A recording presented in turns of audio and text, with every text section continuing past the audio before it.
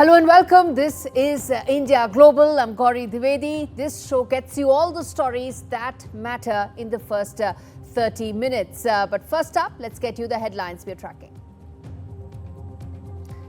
Countdown to the Alaska summit. Donald Trump and Vladimir Putin are all set to meet on the 15th of August. Reports indicate US may also invite Ukrainian President Zelenskyy to Alaska summit. Will this actually lead to peace? Will there be a ceasefire? India Global tells you more.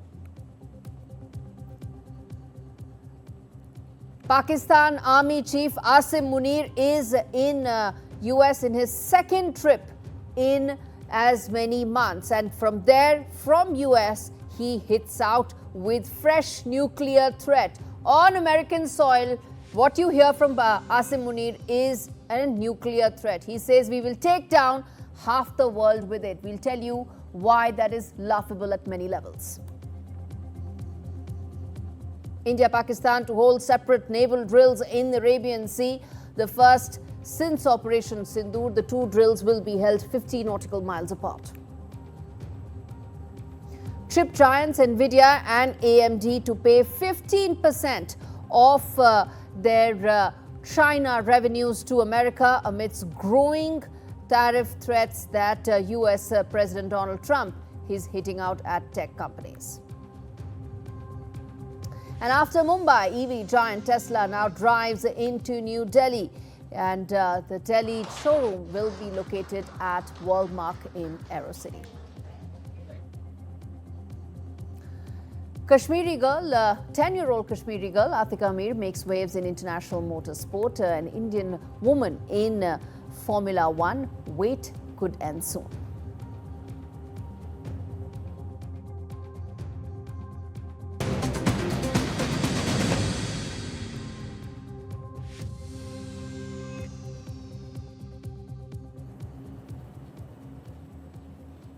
The first story that we're tracking on the show, viewers, reports indicate that White House, which is hosting Russian President Vladimir Putin on the 15th of August, may also, in fact, host Ukrainian President. Now, 15th of August is when the Alaska summit will be held. That's the key summit where there's expectation of some sort of a breakthrough in the Russia-Ukraine war. It's been grinding on for 3 long years, over 3 years actually. Donald Trump said that he's going to end it in 24 hours. He hasn't been able to do so. He's trying now for an Alaska summit. Will he get the two parties, both the parties on board? Russian President Vladimir Putin is said to be there.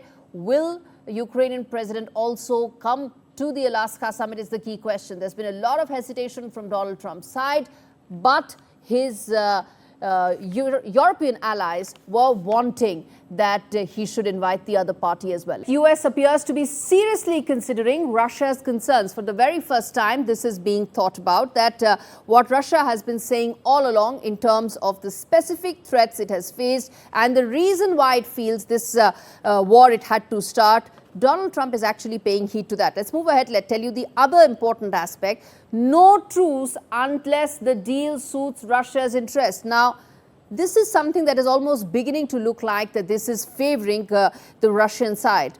Will that be the case? And in that situation, will a deal actually take place is the key question. Let's move ahead and tell you the other aspect. Unlikely that Russia will compromise due to economic pressure. Now, there's been a lot of talk about how Russian oil, is going to get sanctioned. Donald Trump, of course, is a man known for contradictions and man known for hyperbole more than anything else. He's said a lot about, Russian oil. Will he go ahead and probably put more sanctions? Could that mean that Vladimir Putin will agree? The answer to that looks like no. The other aspect, secondary sanctions as leverage to get Russia to negotiate. Could that be something that both men will talk about? And could that lead to some sort of a breakthrough and a ceasefire? We'll get to know that in just a minute. In fact, in just a couple of days, actually, because, let's not forget that while 15th August is a very important date in the Russia-Ukraine timeline, the Russian economy, the Russian war machinery and the Russian president have held out. They've held out for 3.5 years. Arm twisting, many feel may work, but may not. deadlock continues as Ukraine, Russia don't budge. Let's get you the other aspect. Why is it that Alaska is actually the reason why this summit is taking place there? Now, the historical significance of this meeting is important. Next up, now Russia actually sold US Alaska in 1867, which is another very important reason why. Remember, there's a lot of hesitation from the Russian president's side to not travel to American territory, which is why Alaska fits the bill in the middle. Next up, it's proximity to Russia, the rich history that it shares in terms of a lot of deep connects and historical cultural linkages to Russia is the reason why Vladimir Putin is coming to Alaska. Lastly, it is strategically located in the Arctic location where Russia is actually a far bigger player than the US is the reason why Alaska is the reason why it's actually taking place. Next up and lastly, let's get you the big questions that we are putting out on the show, and then we get in our guest joining us on this, which is first and foremost, will Ukraine be included in these negotiations? I spoke about it at the beginning of the show, but will that actually happen? Next up, let's quickly take that. Are territorial swaps on the table?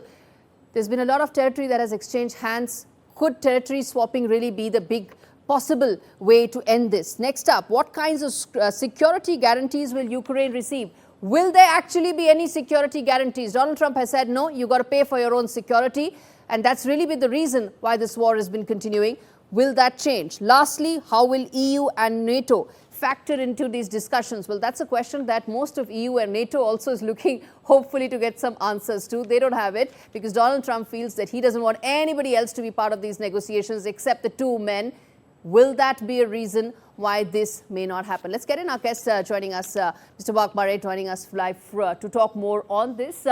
Thank you so much for speaking to me. Let me start by first asking you, in fact, let me go back and ask you this question, which is that in terms of your expectations to end this war, this summit is extremely important, but are you keeping tempered expectations? Reservations from the very outset. Because first things first, Mr. Putin is looking to come in from the cold. He is an international pariah in more ways than one. And the summit affords him optics of being seen at the world stage as a global player again, which is what he's always wanted and coveted, a summit and meeting directly with President Trump. Of course, we are talking about a KGB intelligence officer who has the measure of Trump, which can't be said vice versa, as Mr. Trump himself has expressed personal exasperation in the last few weeks that he cannot fathom Mr. Putin. Well, the rest of us certainly fathom what he wants, namely reducing Ukraine to a vassal state like Belarus, and that his so-called claims that Ukraine would be a threat are anything but true. If anything, what Mr. Putin is looking for is biding time to regroup and attack Ukraine again in the not too near future. Russian casualties as we speak are running at 1,072 a day. And they've already crossed, in terms of casualties, both civilians and soldiers, about 1 million since the onset of the war. It is true, Ukraine is being depleted even heavily as such. The Russians have made some progress in the last month of capturing 225 square miles. Which has come at a considerable cost. The point is that it is also recruiting, that is Moscow is recruiting 9,000 more men each month as it loses. And Mr. Zelenskyy, for his part, has reduced the conscription age to 25. But that has not helped because Ukraine's demographics work against its favor. But then so does Russia's economy, as Russian economists have warned Mr. Putin. They are running a deficit of 45.3 billion pounds this year, which is a hike of over that is approximately 4.88 trillion rubles. So it is not exactly going swimmingly for Mr. Putin as such, though he is fanatically hell-bent on his aims of reducing Ukraine to a vassal state. All right, we leave it there. Barzin Vakmar of SOAS, South Asia Institute, University of London, joining us live from London to talk about what could possibly be the best possible outcome as far as the Russia-Ukraine summit that's scheduled for 15th of August. Turning attention now to the other big story that we are tracking on the show, viewers. Even as Operation Sindoor continues, navies of India and Pakistan are set to conduct separate naval drills in the Arabian Sea on 11th and 12th of August. Over the course of the next 2 days, there's overlapping schedules points to heightened military activity in the strategically significant Arabian Sea. Now, it's a key route for maritime trade, crucial for regional security, and the development comes months after Operation Sindoor, which took place in early May, the 4-day conflict in which India ensured that Pakistan sought the ceasefire. Now, tensions haven't been completely de-escalated since then, and these naval drills are extremely important. They are parallel, simultaneous, meant to send out a message. Let's get our guest to talk more about it. Dr. Abhinav Pandya joins us for more on this. Now, Dr. Pandya, your sense in terms of the messaging that is coming out as far as these drills are concerned and the narrative that we're going to come to in just a bit. But first up, your first thoughts on these parallel drills. Well, I think that, these parallel brings... sorry, am I audible? Of course you are. Yes, you're on air. Please go ahead. Yeah, thank you so much. Well, these parallel naval drills have generated a lot of, I must say, a lot of uproar in the strategic community. That why it's happening this time? Is it a mere coincidence? Well, I cannot really comment upon the timing of of these drills, whether it was pre-decided or there was any deliberate intention. No, I'm not even asking you that. I'm not even asking you. I'm only asking you from the point of view of the messaging this sends out. The tensions remain between India and Pakistan. You have the Pakistani army chief going on a rant, saying all sorts of laughable things. In the backdrop of these multiple developments that are taking place, these drills that are taking place simultaneously are extremely significant. Your thoughts on that? Yeah. Well, the messaging is very clear. Operation Sindoor still continues, and yesterday only Army Chief said that we must be prepared for another war. And we see that day by day the tensions are increasing between the two countries. Just day before yesterday, Indian Air Force chiefs made it explicitly clear that India shot down 6 fighter jets. So I feel that this is a time when these tensions are going to escalate in the future. And there is a possibility of outbreak or another escalation, maybe perhaps in another few months or let's say possibly next year. So the situation looks very critical at this stage right now. Though Pakistan, after the Operation Sindoor, we made it explicitly clear that any terror attack on our territory would be considered as an act of war. So on that count, we are still we are yet to witness any major incident, but still encounters are happening every day in Jammu and Kashmir. So the situation continues to remain tense. And also one more thing, whenever the next conflict takes place, in that Navy will play a crucial role. Because even in the recent conflict which we came to know that Prime Minister told the naval chief that you will be given another chance. So that clearly signals that in the next conflict, Navy will have a major role to play. Even in the most recent conflict, this Karachi attack was called off at the last moment. So I think that this naval drill also signifies that in the future conflict, Navy will have a critical role to play. All right, we leave it there. Dr. Abhinav Pandya, you said something very significant, which is that as Operation Sindoor remains underway, the fact that these naval drills are taking place by India indicate potentially the role of Indian Navy going forward. In fact, staying with Pakistan, viewers, I talked about the ranting that Pakistan has and the army chief has been saying, where he recently, can you believe it? He actually spoke about a nuclear war from American soil. He had actually gone there. It was a black tie event. Imagine a black tie event where you have Pakistani army chief going and saying and talking about a nuclear threat, saying that I'm going to blow up half the world if something happens to Pakistan. Now, it's laughable at so many levels. He'd actually gone there for a farewell. And this is the kind of messaging he comes out with.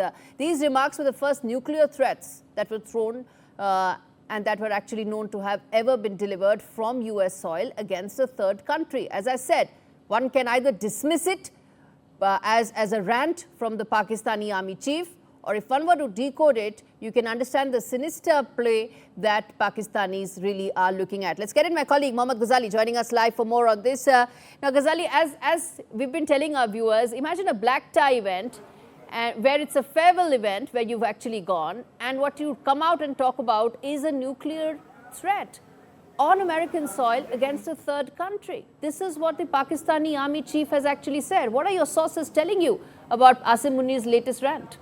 See, first it is very ironical, Gauri, that it has come from American soil, the same America which kept threatening Iran that Iran should not develop a nuclear weapon, and there was a 11-day war over it. But besides that, it particularly shows one thing. The Pakistani sources claim that perhaps Mr. Munir is also sort of looking himself or elevating himself in a sense to be the prime minister candidate or the presidential candidate in Pakistan.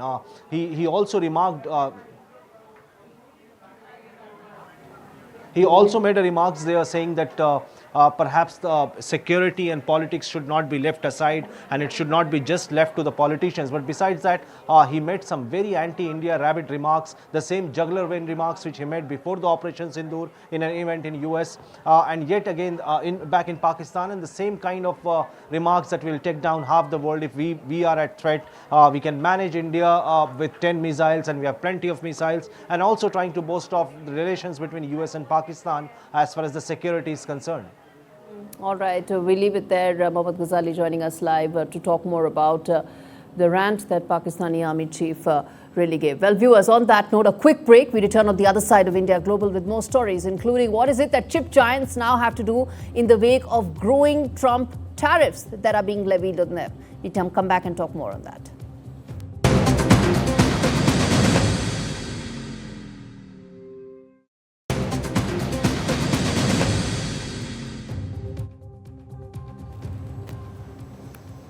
Viewers, the other story that we are tracking on the show, big one that impacts tech giants, NVIDIA and AMD, who've agreed to actually give the US government 15% of revenues from sales to China of advanced computer chips like NVIDIA's H20 that are used for artificial intelligence applications. A US official said this. Now, why is this happening? Because Donald Trump has been telling, and in fact, he's been hitting out at tech companies saying that they need to ensure that they have their supply chains in US and not in China. That can't happen overnight. To be able to placate the US president, this is what they are doing. 15% of revenues is actually a very big number because NVIDIA is one of the largest companies in the world. You're talking about billions and billions of dollars here that could be at play. Let's get in Kanishk Gaur to talk about what this could potentially mean.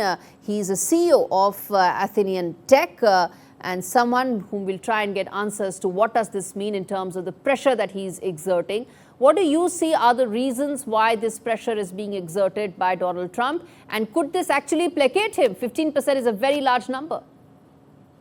Thank you for inviting me. What we are witnessing is a precedent-setting moment in geopolitics of technology. The deal requiring NVIDIA and AMD to pay 15% of their China revenues to the US government is not just about market access. It is a calculated move to balance national security concerns with commercial realities which the US is living in today. One hand, the Washington has made it clear that the chips which NVIDIA is making, which is H20 and AMD MI308, are potential force multipliers to China's AI capabilities. And it is not just meant for civilian applications, but also for defense, surveillance, and autonomous weapon systems. The US industry is deeply dependent on China's market, and companies have lobbied hard, particularly to resume sales in this market. Hence, the critical question of 15% actual mitigation still has right now a lot of national security risk. It is not just merely a financial compromise. So what we are seeing is that China is still deemed as a security threat, but still plays a major role when it comes to US commercialization. Particularly, it has a major role in the royalty which it needs to pay back because of the investment it has in the US Treasury. So this particular movement is more significant when we come to technology trade, particularly transactional with respect to getting more premiums back into the US economy, because you have a lot of US investors who have invested heavily in NVIDIA today.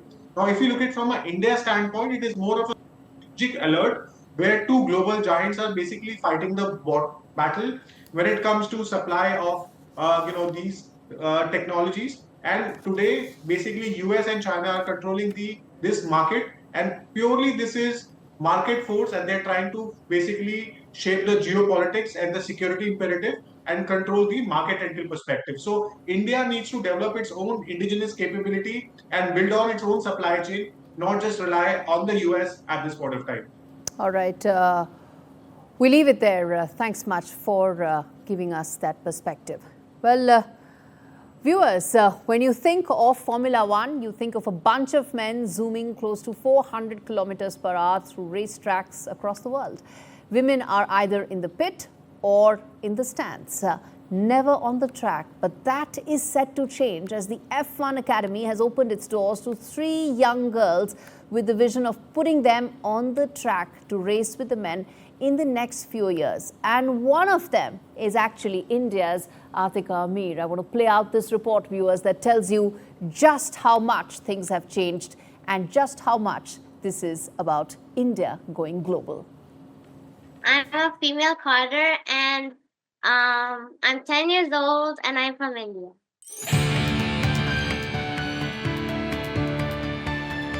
Meet Atika Amir, who has already created history by becoming the first Indian to land an F1 Academy spot.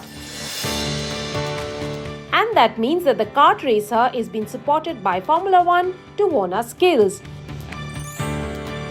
She aims to find a place on the track with all the men and boys of F1 in a few years from now. Just started very innocently in a mall, and she just tried her hand at driving one of those cars, those electric cars that go around a small track inside a mall, and it just started from there, really. And her interest grew, and I wasn't initially interested. From Bambino to actual track, Atika journeyed in just 2 years. Now she races in the European karting circuit, doing over 20 races in a year. Her trophy kart has also been filling up fast. A vice champion in the US circuit, adding many firsts to her name that includes being an Indian and a girl to finish in the top 10 in Europe. The passion for speed comes from her father Asif, who was a racer himself. I actually got my shot a bit later when I was in my 20s, which is considered a bit late in racing. And I happened to be India's first national karting champion. Asif, who handles a family business, is Atika's father, coach and technical manager. There are challenges in all the roles. The challenge is to keep the emotions out of it for me, because you want to be a coach, not a father. Put the game face on. It doesn't always work, especially when the chips are down. The tween rarely gets an opportunity to live a life like the girls of her age. When I see other girls doing fun stuff and playing, and I don't really have time to play, then I get a little bit upset.